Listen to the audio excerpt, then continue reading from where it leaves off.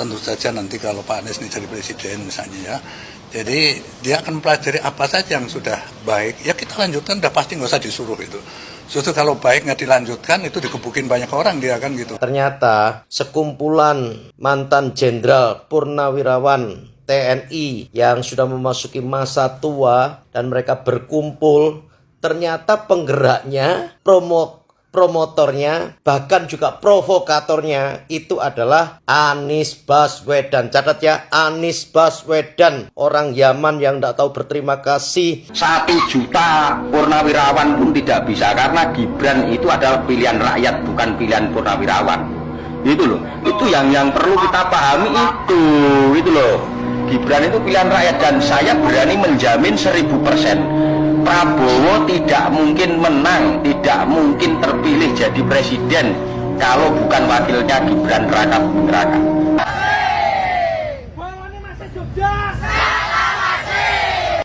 Izin setit bos, ini adalah gerombolan rakyat Indonesia yang nggak punya otak. Mes, kumis, lo aja tuh, kumis ditebelin, jidat segede itu tapi otaknya kosong.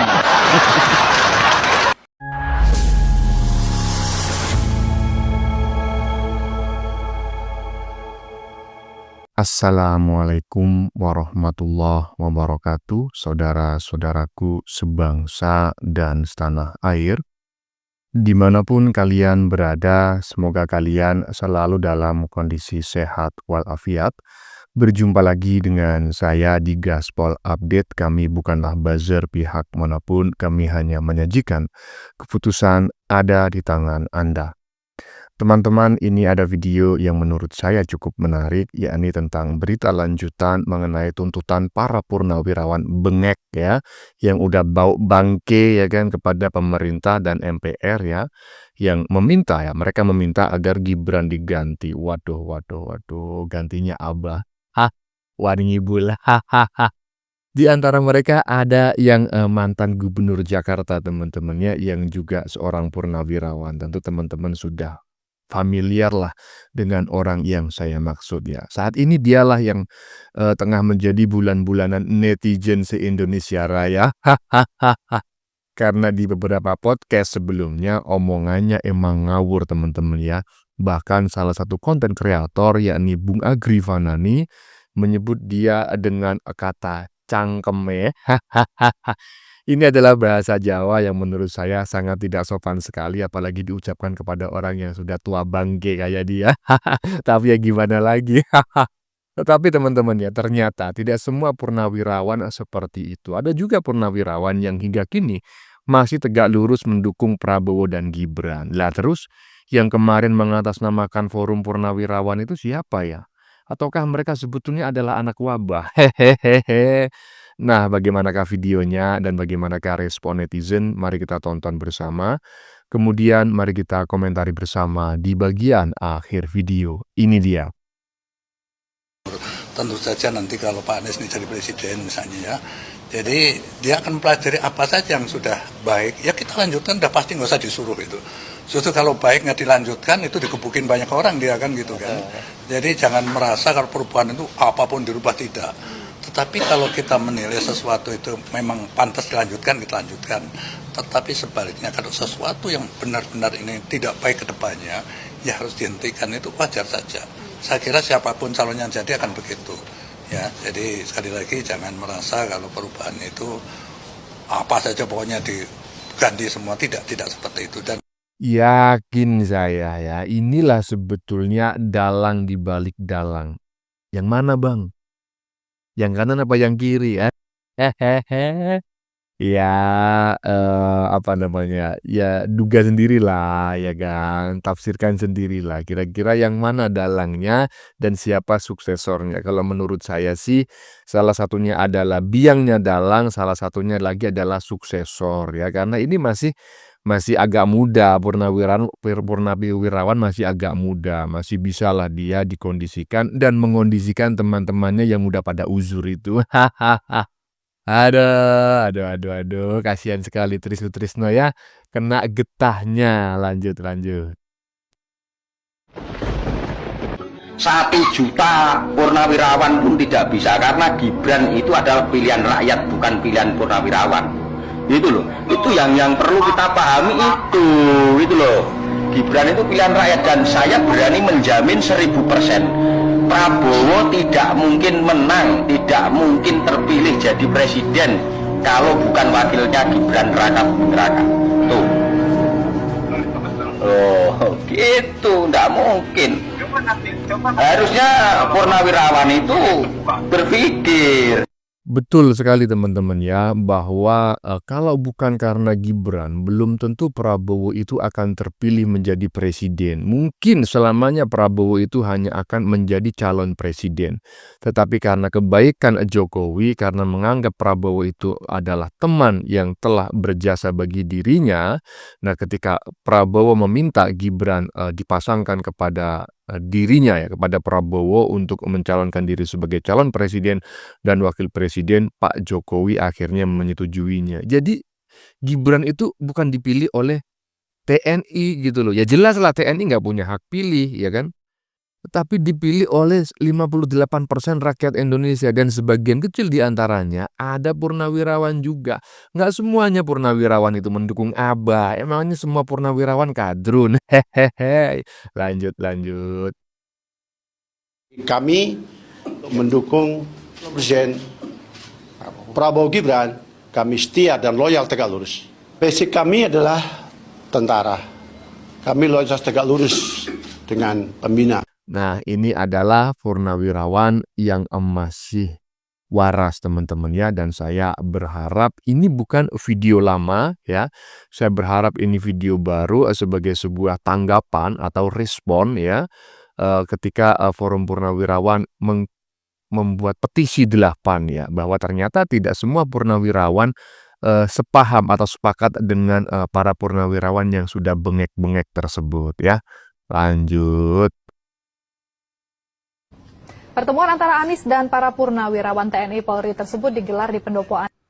Oke ya, makin jelas, makin terang benderang kenapa ada usulan untuk pemaksulan Gibran Raka Buming Raka sebagai wakil presiden kita di periode sekarang ini. Ya, ternyata sekumpulan mantan jenderal purnawirawan TNI yang sudah memasuki masa tua dan mereka berkumpul, ternyata penggeraknya, promotornya, bahkan juga provokatornya itu adalah Anies Baswedan. Catat ya, Anies Baswedan. Orang Yaman yang tidak tahu berterima kasih, tinggal di Indonesia tapi kehidupannya selalu membuat gaduh untuk masyarakat Indonesia. Yuk, gasken, Indonesia mantap. Gimana menurut teman-teman?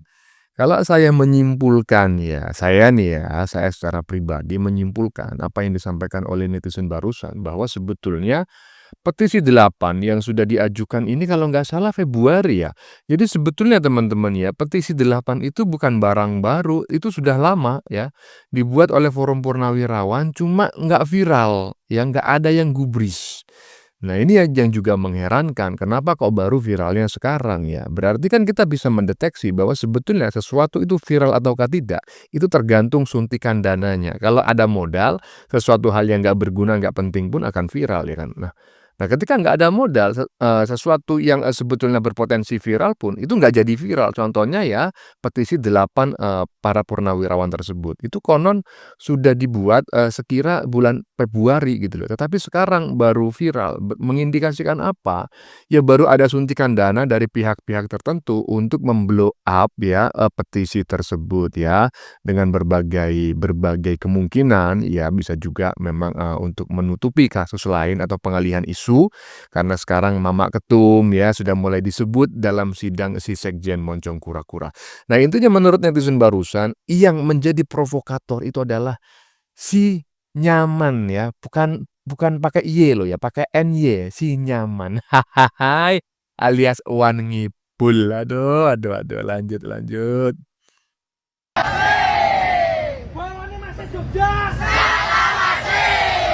Izin setit bos. Ini adalah gerombolan rakyat Indonesia yang nggak punya otak. Mes, kumis. Lo aja tuh, kumis ditebelin. Jidat segede itu tapi otaknya kosong. Jelas Gibran itu melindungi mafia yang sudah ada di eranya bapaknya. Lo itu kalau mau bikin konten, carilah bukti-buktinya dulu yang valid gitu loh, Mes Kumis. Kayaknya lo itu rada-rada ya, stres gitu ya. Sebenarnya yang nulisin naskah kamu itu siapa? Yang nulisin naskah lo buat lo bikin konten itu yang nulis siapa? Blog-blog. Dan di situ lo bilang bahwa Gibran melindungi mafia beras di era bapaknya. Emangnya waktu bapaknya Gibran itu menjabat sebagai presiden, Gibran udah pernah jadi wakilnya gitu, blog-blog. Jelas 2014 sampai 2019 itu Pak Jokowi itu wakilnya Caplin atau Yusuf Kala. Terus Pak Jokowi itu menjabat lagi dari 2019 sampai 2024, dan itu wakil presidennya adalah Bapak Ma'ruf Amin. Kenapa lu bisa langsung menebak bahwa yang melindungi mafia beras itu adalah Gibran? Coba saya dikasih bukti satu aja, buktinya mana? Buktinya mana? Ya, satu aja bukti.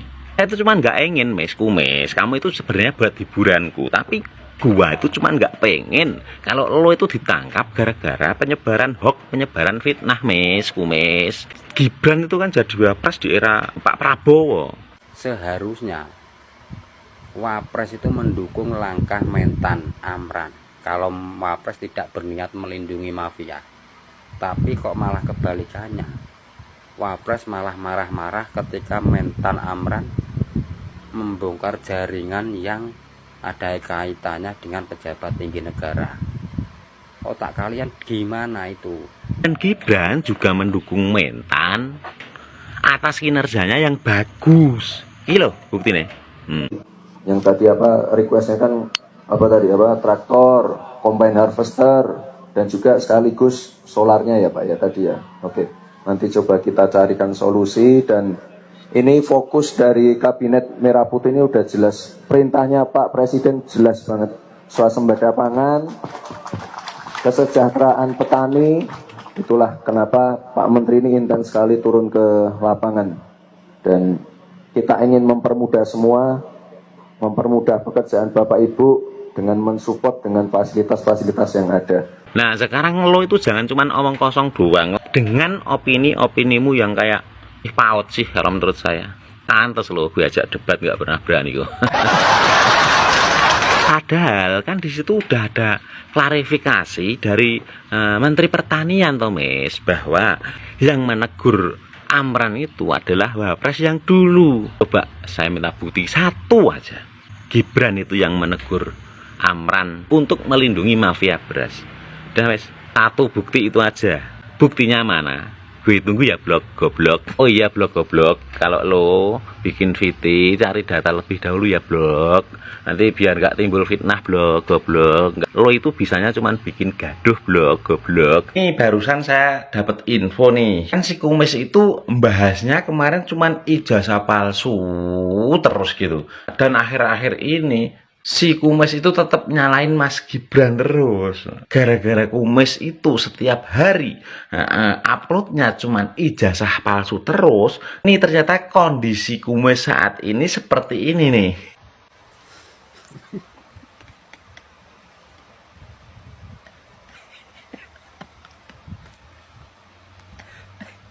Mulyono. Iki lempung dinai nyawa yang ngene iki wujude. Delok. Aduh, ini orang gimana ya? Saya mau mengomentari yang di stitch ya oleh netizen barusan ya di bagian depan tadi yang disebut sebagai Pak Kumis ya. Ya karena menurut saya sih bukan Pak Kumis ya, karena kumisnya sangat tipis gitu loh. Mau ngomong Pak Rambut juga rambutnya hahaha Ya, saya tidak mau ya apa namanya itu body shaming lah teman-teman ya, itu tidak bagus ya kan. Yang jelas saya sepakat dengan apa yang disampaikan oleh netizen barusan terkait bapak-bapak ya yang sudah jelas EQ-nya kemungkinan ya 78 lah itu maksimal atau mungkin ya cuma 75 atau 70 gitu ya. Ya kok bisa-bisanya gitu loh ketika ada Bolo Mase di Jogja tadi yang tegak lurus terhadap Prabowo dan Gibran ya. Nah, dikatakan ini adalah gerombolan orang-orang yang tidak punya otak. Lah terus dia mengklaim ya secara tidak langsung dirinya punya otak karena dia menganggap ya Gibran itu adalah orang yang selama ini melindungi mafia beras. Ferguso, kau usah ada rapat tidur, Kau ngelindur ya? Yang dimaksud melindungi mafia beras, yang dimaksud oleh Menteri Pertanian itu adalah wapres zaman bahula ya, wapres zaman dulu bukan Gibran. Nah sekarang kira-kira siapa yang nggak punya otak? Lu apa mereka? Lanjut. Saudara, DPR dan MPR memang sedang diuji. Oleh siapa? Oleh para lansia yang sebagian sudah pikun dan merasa siapa tahu bisa jadi wapres lagi di era Prabowo. Padahal Pilpres sudah selesai. Pertemuan antara Anies dan para purnawirawan TNI Polri tersebut digelar di Pendopo Anies Baswedan Cilandak, Jakarta Selatan pada Jumat sore. Terdapat 10 purnawirawan TNI Polri yang hadir, diantaranya ada mantan Gubernur DKI Jakarta Sutioso, serta mantan Menteri Agama dan Wakil Panglima TNI Fahrul Razi. Menurut Anies, dukungan dari para purnawirawan TNI ini sudah berlangsung sejak lama, dan kini dukungan itu sudah mulai melangkah ke hal yang lebih praktis. Kita bisa lihat dari videonya. Siapa saja mereka yang mengusulkan pemasulan. Saudara, usulan pemasulan yang datang ke MPR DPR hanya jadi tertawaan para netizen. Sekarang Anies Baswedan kan bingung, nggak punya panggung, jadi bingung mau jadi apa, partai nggak punya, diajak partai lain enggak, punya jabatan enggak, pakai kerjanya di nongol di YouTube orang mulu, lu undang dia ke sini, datang dia, yakin orang ada kerja. Masyarakat luas, terutama kelompok milenial dan Gen Z yang makin memperjelas sikap mereka ke depan. Jangan kasih kesempatan kepada Anies dan kawan-kawan, apalagi para orang tua. Gibran dia orang nggak tahu diri. Kenapa saya bilang nggak tahu diri? Nggak mampu tapi maksa. Kurang lebih sama dengan bapaknya. Kasihan nggak kita dengan anak cucu kita? Seandainya, jikalau, apabila, misalnya, nanti dibawa ke DPR. Ada 4 kategori. 1, berkhianat pada negara. 2, korupsi, suap, gitu ya. Suap. Dan yang keempat, melakukan tindak pidana berat lainnya. Nah, itu banyak kategori. Pokoknya kalau dia masuk tindak pidana, nah 4 kategori ini termasuk pelanggaran hukum. Kemudian diajukan ke MPR. Apa mungkin bisa lolos? 80% di DPR, MPR adalah kelompok Koalisi Indonesia Maju. Jadi bahkan saya pikir-pikir jangan-jangan fraksi PDIP juga sudah jadi sohibnya Prabowo dan Jokowi.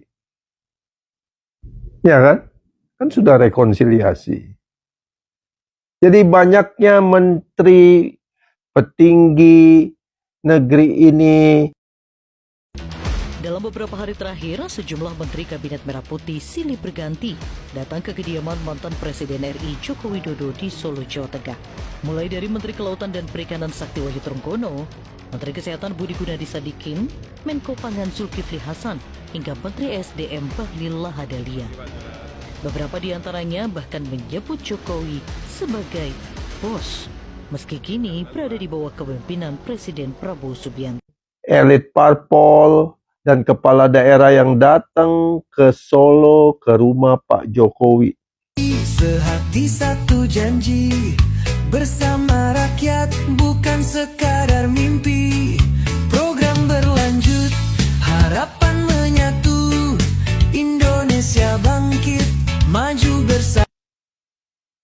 Makin memperlihatkan bahwa Jokowi memang masih sangat dihormati dan sepertinya sudah jadi legenda hidup.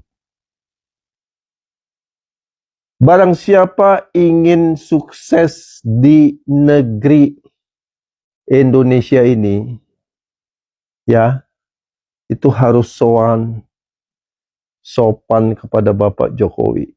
Fakta. Barang siapa yang kurang ajar dan membenci dan memfitnah, nasibnya akan terpuruk. Kita lihat yang sudah almarhumah, pembenci-pembenci yang bertebaran di seluruh Indonesia. Jadi, sepertinya memang nasib mereka seperti itu, sudah ditentukan. Nasib para pembenci sudah ditentukan oleh isi dan kepalanya, oleh isi hatinya, yang isinya hanya kebencian dan kemunafikan. Karena cepat atau lambat, nasibmu akan terpuruk. Saudara, itulah fakta kehidupan yang kadang sangat menyakitkan. Yang saya lihat selama bertahun-tahun ini, masih saja tidak belajar. Pilpres sudah selesai. Anies sudah kalah. Prabowo Gibran sedang memerintah. Ya kan? Kekhawatiran Anda jikalau apabila seandainya Prabowo berhalangan hadir, itu kan urusan kodrat di atas. Langit yang mengatur. Seandainya itu terjadi pun, tidak akan jadi kenapa-napa. Kenapa? Karena bangsa ini sudah ditakdirkan akan sukses. Jadi bukan oleh karena kalian yang masih tidak bisa move on dan terus membenci keluarga Jokowi dan Gibran Rakabumi Raka. So, clear, jelas, the next president is Gibran.